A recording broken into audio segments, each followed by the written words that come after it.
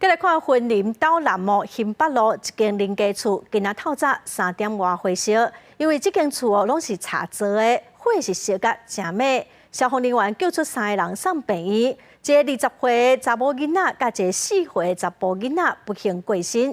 警方调查初步认为，可能是有人放火，厝主的后生有嫌疑，嘛已经被抓起来了。专案是搁调查。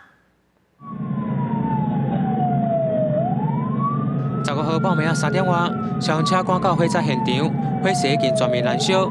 现场陆续救出56岁杜姓男子、20岁吴姓女子和4岁刘姓男童，但3个人现场拢失去生命迹象，但最后女子和男童抢救无效，2个人不治死亡。现场中可以看到火势相当大哦，因为在车上哦，这个货车上有瓦斯桶一个了哈。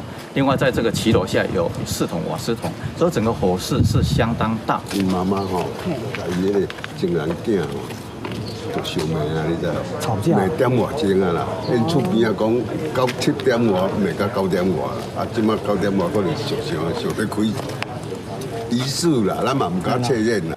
这件火灾发生在斗南镇北面里这厝民宅，当地里长表示，平时杜姓男子和伊的斗阵刘姓女子。 佮家己的囝儿总共5个人带做伙，但14号暗时传出消防局的声音，15号傍暝3点外就发生火警。刘姓女子逃出火灾现场大发救命，至杜姓男子33岁后生，医术办火后顺利现场。我们再把相关的人的供述，还有起火的原因，到底为什么要做这样的事情？那这个可疑的案件，我相信啊，他现在已经落网了。落网了以后啊，很快就可以理清。文化表示，这户家庭属于中家修理好。 消防将全力协助后续支援。目前警方调查，33岁杜嫌开车离开现场后，往高溪方向来旋，佮将车偏在附近的农场改骑机车。警方15号上午8点外，在大鼻乡将伊逮捕。专案正在进一步调查，继续用报道。